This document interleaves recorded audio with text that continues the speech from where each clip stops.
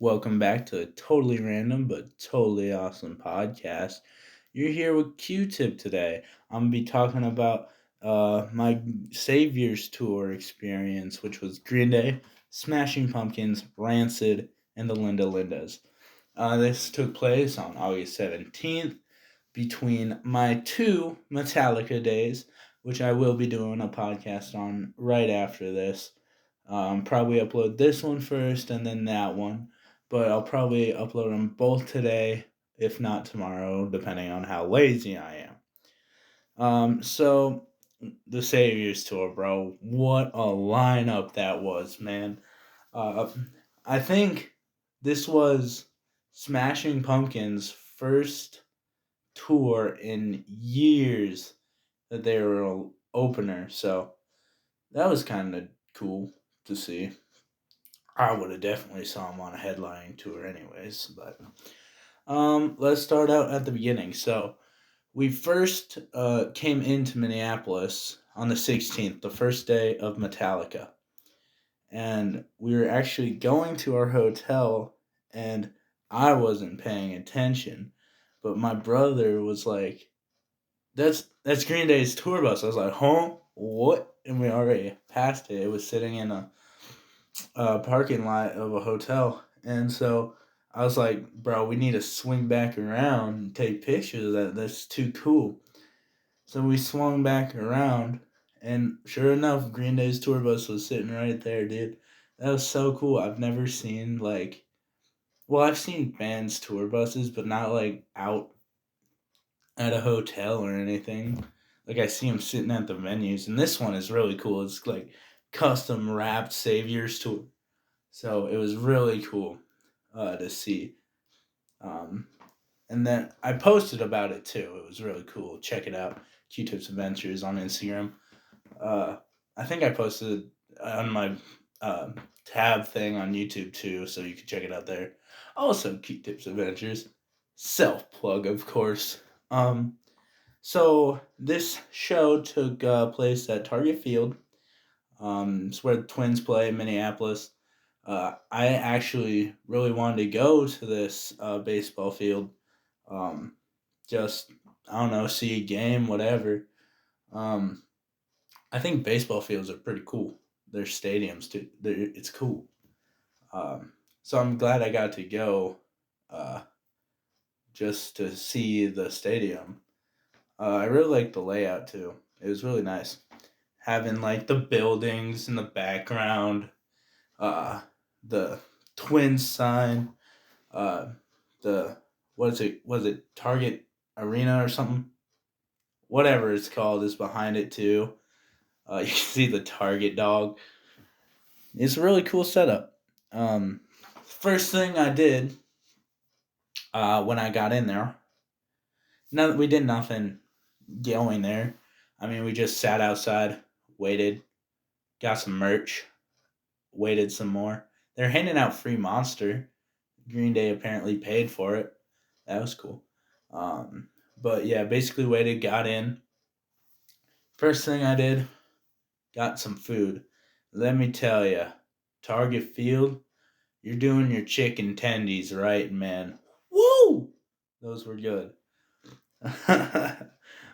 So then after that, went found seats, and they were, I even though they were pretty far back, I really liked them because they're basically front and center. And from my pictures, it looks further, but it was actually a pretty good view. So I ain't complaining. Um, and then let's see. Um, oh yeah, while we were waiting, I sent my brother on a side quest to go get me a Rancid poster because I saw the merch stand as we were walking to our seats, and I saw this pretty cool Rancid poster, man. And I was like, heck yeah, I need that. So I sent him to go get that for me, and it looked sick. And it's signed, so that's really cool. I don't know why Tim was the only one to sign in silver, but I guess do you. I wonder if that's like a lead singer. I need a different pen.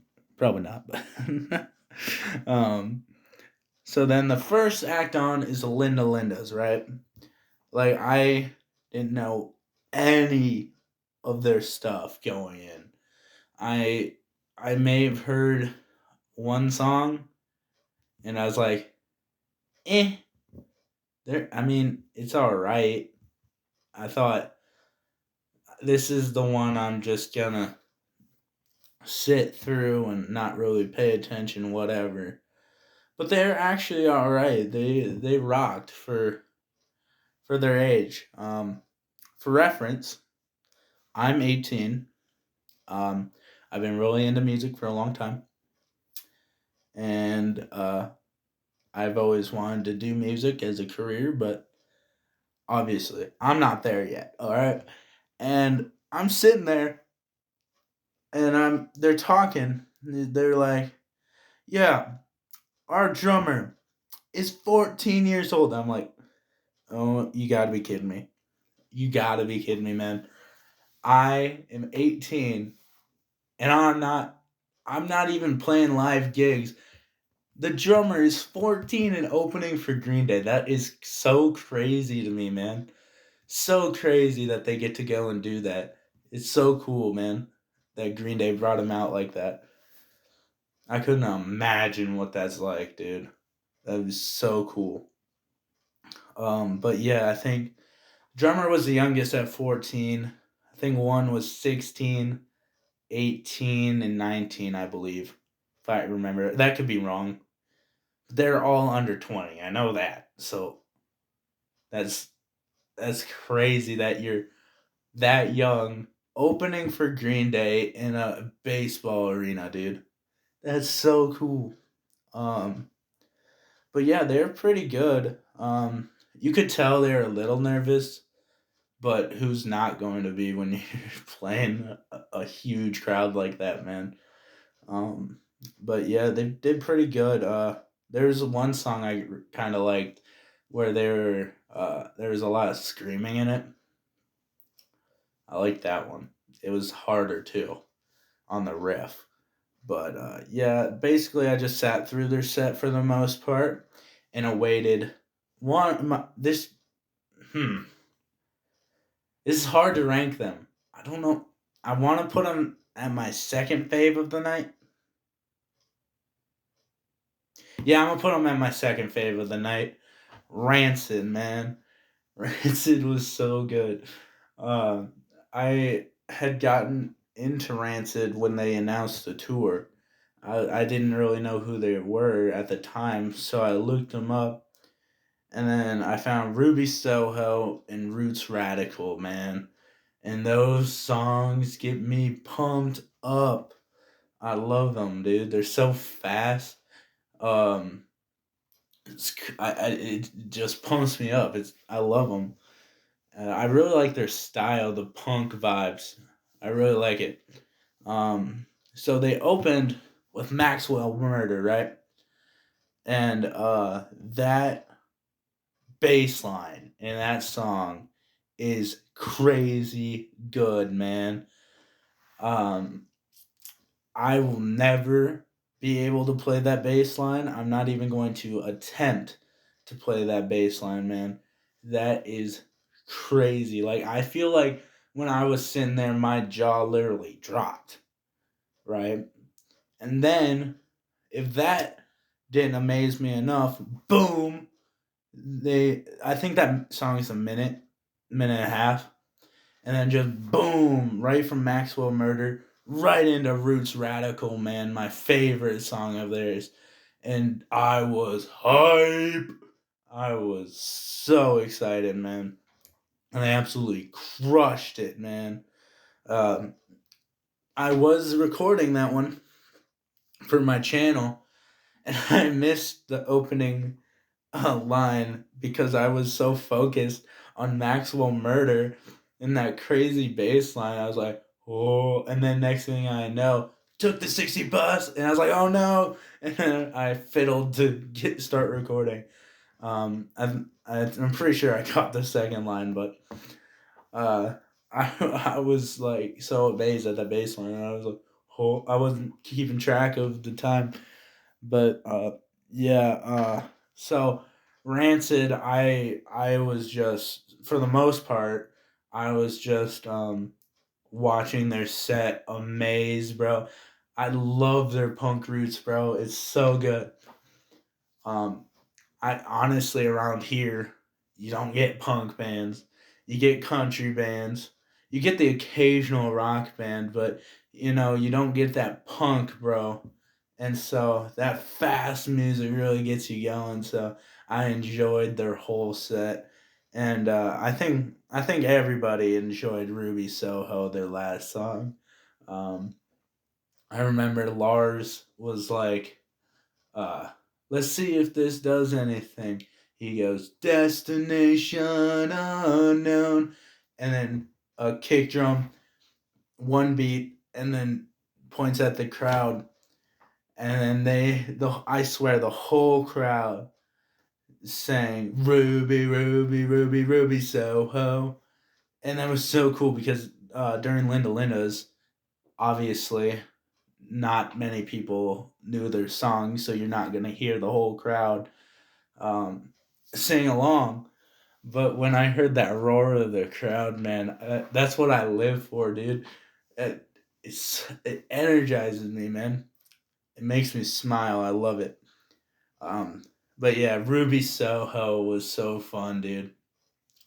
One thing I didn't like during Linda Linda's, Rancid, and a little bit of Smashing Pumpkins was the sun was um, beaming right onto the stage, so I couldn't really see the screens that well, um, which kind of made it hard to see. I mean, I would watch the streams occasionally, but yeah, the sun was beaming in their eyes, and it's like I don't know if I'd want to perform when the sun's like blinding me, but yeah, then that was it for Rancid, and I was hype. Dude, it was so good.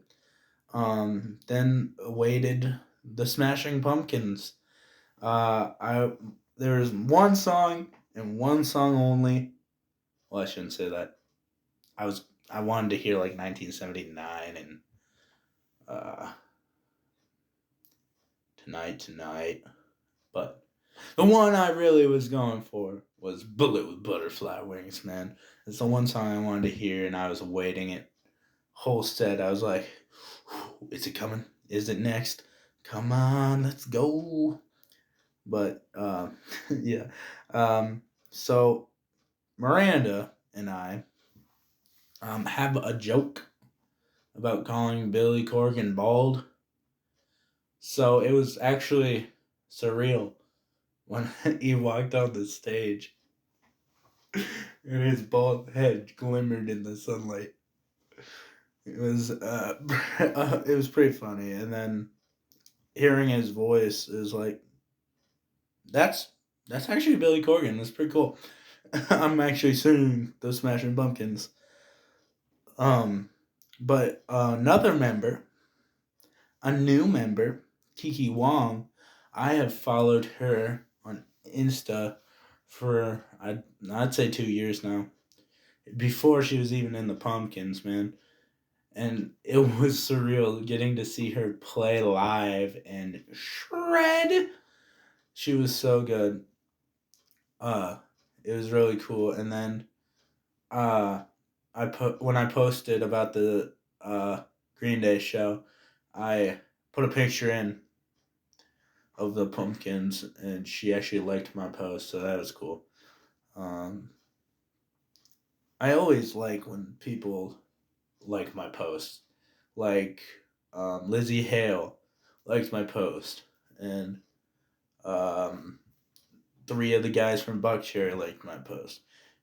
I like that because they don't have to take the time out of their day to do that, but they do. So I appreciate that. Let's see. Oh yes, Bullet with Butterfly Wings, which I was talking about earlier. My favorite song, bro. Let me tell you, not even tonight, had the crowd sing as loud as they did for Bullet with Butterfly Wings, man. Ooh, that song was so good. Um, as soon as he did like a little guitar part before the song, so it kind of led you in a different direction. It was like, is this it? And then he goes, the world is a vampire. And then the whole crowd erupted. It literally gave me chills. I'm not lying. Dude, there's not many times that I have gotten chills at a show. I think the last time I did was at Five Finger Death Punch in 22 when Ivan came out to sing with Brantley Gilbert, Blue on Black, and the whole crowd sang it, and it blew me away. This was like 5 times louder. Like, it was insane. And it made for a crazy memory, man. But yeah, after that, I was just enjoying the rest of their set.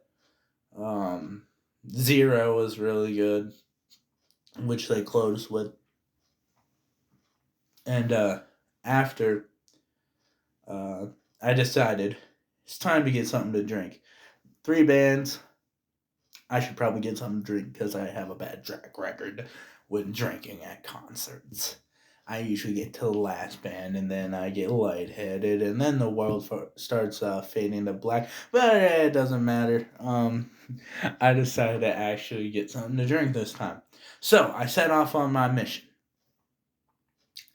And let me tell you, I maybe moved 2 feet in like 15, 20 minutes, bro. I was barely moving. And I was actually kind of worried. I was like, uh-oh. I know Green Day's going to come on in maybe 30 minutes. I've been here for 15. I still have not got my drinks, and I still have to make it back. So I was a little stressed. But I prevailed. I got through the crowd, got back with my drinks, and still had like 10 minutes to spare. But yeah, I was worried that I was not gonna make it back. And I was just sitting there, and you know that feeling when there's a band you really like, and you're seeing them live for the first time in a huge setting with all these fans, dude. The anticipation was killing me, man.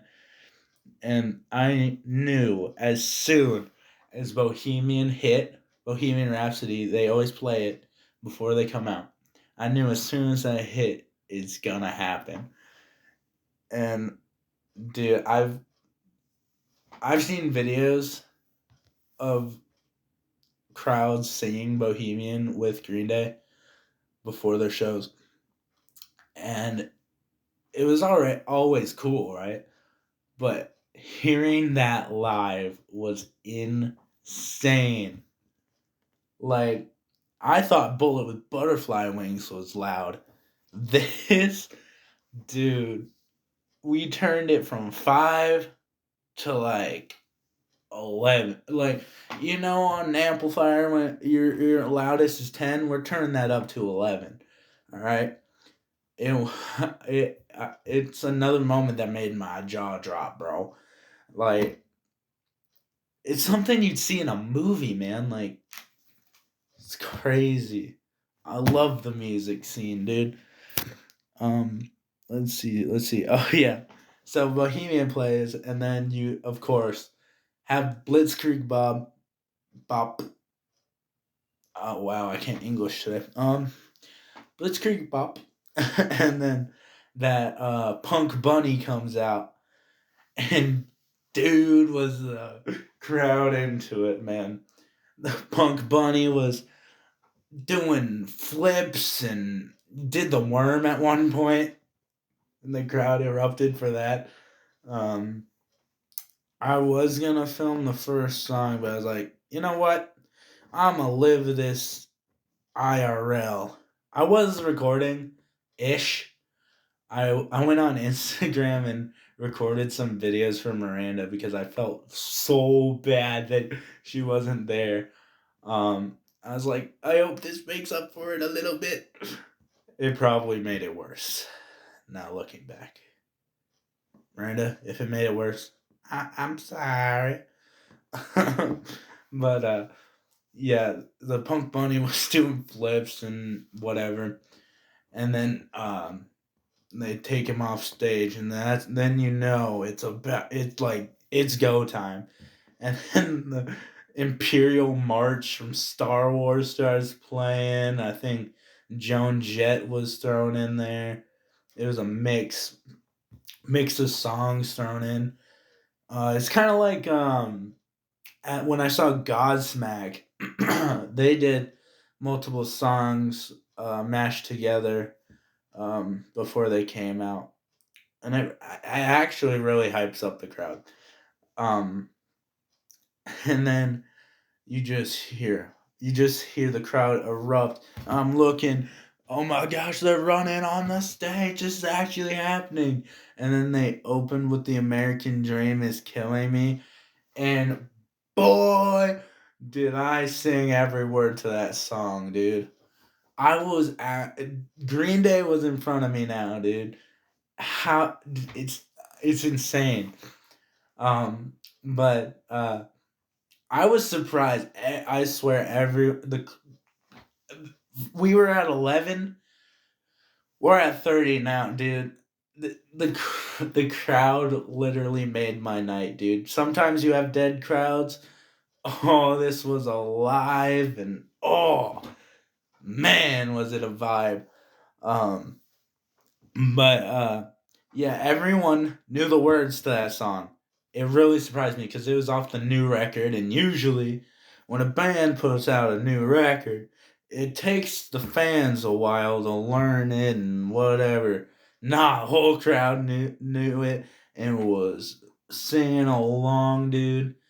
It was always so crazy when Billy would stop singing and like hand the microphone out to the crowd, and you can hear the whole crowd as one say the lyrics back, and you can actually make out what they're saying. That's the best part of a concert, man, in my opinion. Having the crowd sing the songs. Ooh, I love it. Um yeah, it's another time. I'm reading my notes. It's another time where I got chills all the way down my body, bro. It was so good. Um, then, of course, they after that they start out with Dookie. Of course, on this tour they played Dookie and American Idiot in its entirety, or in their entirety. But dude, what a tour to go to, man. Um, uh, During Dookie, I really enjoyed Longview and Welcome to Paradise. Uh, Mike's bass parts, crisp and awesome. Those aren't what I wanted to say. In my head, I was having something else, but that's what came out. So whatever. Um, I was looking for better words, but I dumbed it down for myself, I guess. um, uh, they were exquisite. And then of course, one of their biggest hits, Basket Case, dude. When they started playing Basket Case, I swear it was like a dream experience, man. Like I couldn't. Like I said, it was like out of a movie. Like is definitely a core memory. I don't know how to explain it. It was it. I just don't know how to explain it. It was so awesome, and it's definitely a moment to go down in my life. That it was so cool. I love Billy's. Billy did his crazy eyes before. Uh, they started. Like they on the screens they did a close up to his face and he doing his crazy eyes like he does in the music video. And then boom hits you in the face with basket case, dude. It was so cool. And I really hope I get to see Green Day again. Like, dude, let, this is definitely my favorite concert I've ever been to. For sure. Like, I had the best experience, man. This is definitely not making Miranda feel better. Again, I'm sorry. Oh, yes. Um, so at the end, I don't know if you have listened to Dookie in its entirety, but there's a song at the way end of the album called All by Myself. And this is where Trey Cool comes out in his robe, dances around, and sings about being all alone in a girl's room. Um, and it's the biggest meme between me and Miranda. Uh, so I was waiting it. I was like, this is gonna be awesome, and it was, dude. It was so funny. And before everyone was like, I think Billy was like, all right, my friend Trey is gonna sing a song for you. And the whole crowd was chanting, Trey, Trey, Trey, Trey, Trey.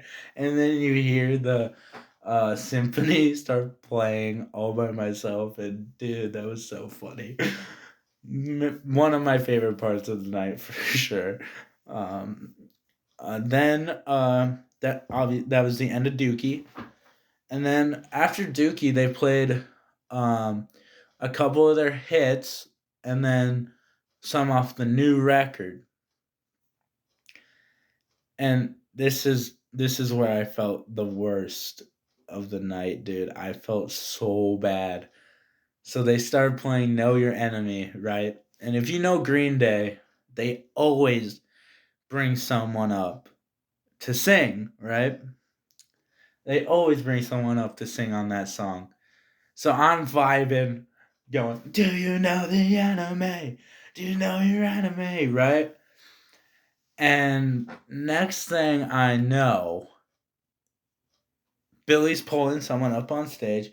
Cool, right? He goes, oh, I'm so sorry. He goes, what's your name, right? And she goes, Miranda. And oh my gosh, my heart sank. I was like, no! Oh my gosh, I felt so bad. But I also sent it to Miranda, the video. I was recording when that happened. Sorry. um, but yeah, I felt so bad when she said Miranda, but she crushed it. All right. You get some people that are up there and they butcher it hardcore. She was really good, dude. Like she could be a rock singer if she wanted to. She was really good. I really wanted her to jump off stage, but that didn't happen.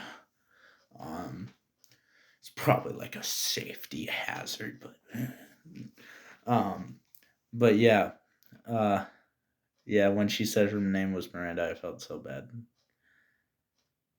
Sorry again. I'm gonna say sorry a lot in this Green Day section. Then yeah, they after that they played a lot off the new record. Like they played Look Mono Brains, they played One Eyed, they played Dilemma. Dude, it was fire. I was singing along to all of those, bro. Um, all the let me, I think the new Green Day record is my favorite Green Day record. It was so good. I listened to it in its entirety when it first came out, and then I gave it a second listen soon after. And I was like, "Yep, this is really good." One song I wish they would have played off the new record was "Goodnight Adeline," or at least played the track. I think they could have played the track after the last song, and it would have really fit. Excuse me. But one of my complaints, probably my only complaint, but then let's see. Oh yeah, they played Brain Stew.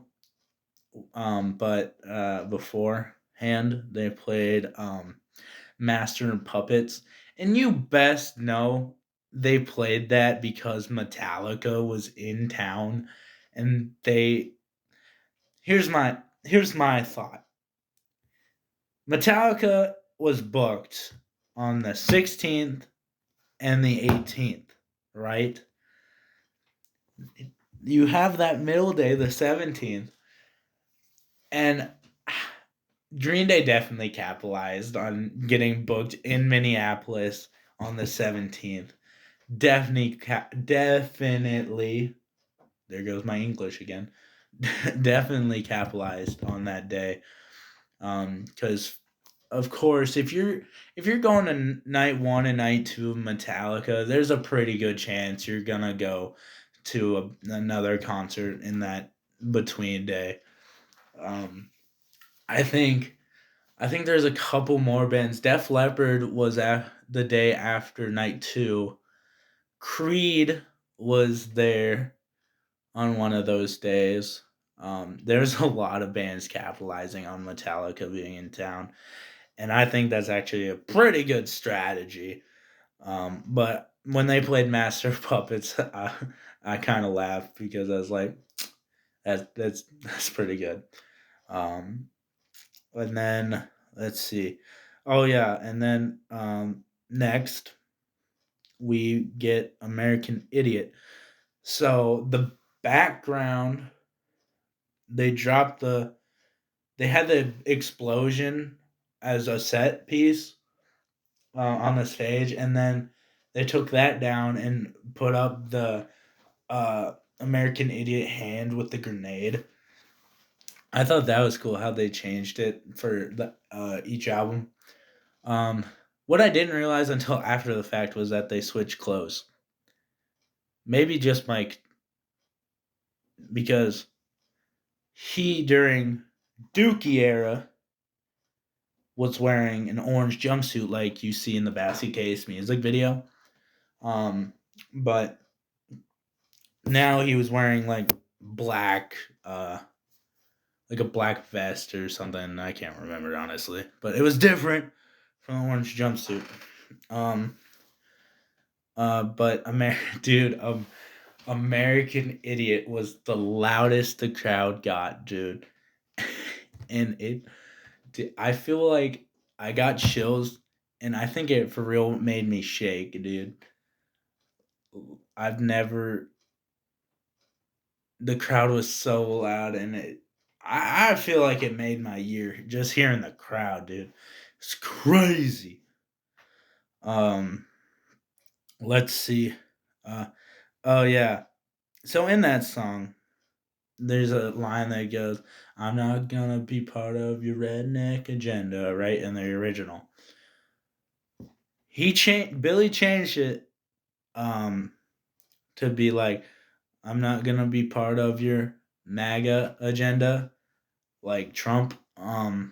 And dude, the crowd went from 30 to 100 just by that line, dude. And that's another time my jaw dropped, and I was like, "Oh my gosh." I really think that I think they're there already, honestly. But there's a thing going around. It's like, who's gonna be the next Metallica? Green Day, dude. I know they're huge, and they could. I feel like they could play the U.S. Bank Stadium if they really wanted to. But yeah, I think they're there, man. And if not, they're the next. Um, for sure, dude. Just the way the crowd loves them and everyone, it's insane. I love it. Um, let's see. Going back to my notes. Oh yeah, sorry, during Holiday, there's that part in there. He goes, The representative of California now has the floor. I was awaiting that. I was like, is he gonna change it? And he did. He was like, the representative from Minnesota has the floor. And the crowd erupted again. And oh, right after when he goes, bang bang goes the broken, uh they used pyro. And if you know anything about me, I love pyro. So that was another core moment in the show for me. Any part with pyro, I loved. Um, they used a lot of bang pyro, a lot of fire too. But they didn't use like a lot of shooting, like the ones that shoot up. They didn't use a lot, or like cold sparks. They didn't use those. There's a lot of the bang, and it was loud, and I loved it. I think it really added to the performance. Um, let's see. Oh yeah, um, the two songs that were really cool were um, "Boulevard of Broken Dreams" and "Wake Me Up When September Ends" because everyone got their phones out and were shining their lights. And dude, that was so cool. Of course, back in the day, it would have been lighters, but dude, it was like out of a movie. Like all those lights, it was crazy. Cause I've seen an arena light up, but like a stadium, it was so cool. And of course, it was night by then, so you could actually see every single light, and it was so cool. Saint Jimmy, one of my favorite songs they did of the night. The crowd went crazy for it, and I think it really added to the performance. And there's pyro, so I might be biased. So then, after American Idiot, they played two songs, I believe. I think. Don't fact check me. Um, Bobby Socks was the first one they played. May have been one of my favorite of the nights, if not my favorite, because uh, I love that song on its own, and then with the live vocals, and Billy sounded great, dude. He was insanely good, and I was a little worried because they played, I think it was Chicago before, and he actually ruined his voice a little bit. So I was like, oh no, he might not be sounding the best, but dude pulled through and sounded great, and he sounded really good on this song. Um, and it was definitely one of my favorites. Um, oh yeah, so Billy comes out and he's like, "Yeah, we don't like to do encores. We just like to play music through. Encores are for egotistical bands." Then he stops and goes, "See ya." Walks off stage. Whole crowd just laughs. It was too funny, dude. And then he came right back out and then did the encore, which was Good Riddance. Um, I think that's a really good closer, honestly. Um, Good acoustic song to go out on. And then I don't know if you've seen any footage from that song, but Mike and Trey usually come out and they do something to throw Billy off. Like at my show, they brought out a bucket and we're gonna pour it on him. One of the nights before, they came out in a Deadpool and Wolverine costumes. I thought that was really funny. Um, but yeah, they always have fun with it. That's what I really like about Green Day. They still have fun at shows. Like you have those bands that'll just play through their set and leave. But Green Day really has fun with it, and I think that's what really makes them a good band to see live, and what makes them one of the better bands out there. Um, after the show, Trey threw out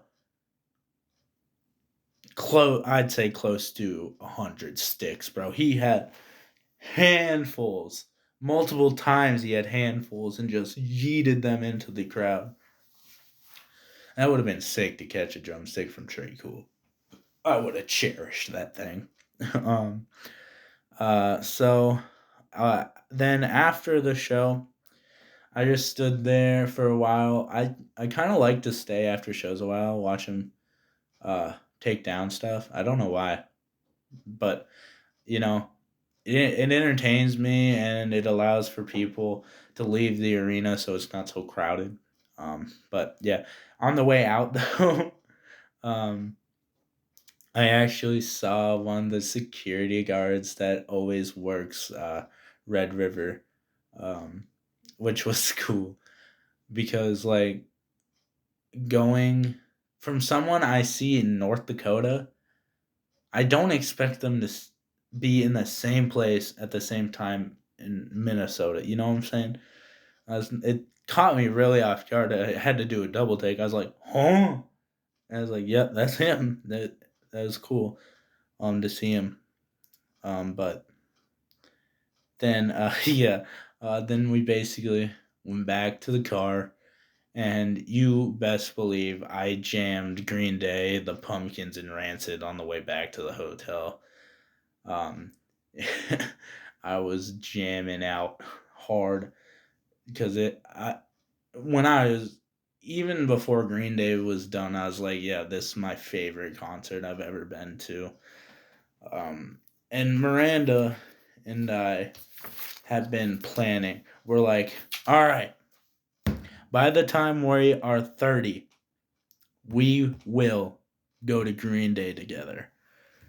I really want Miranda to go to Green Day because I felt so bad, and it would help me feel better that she got to see Green Day.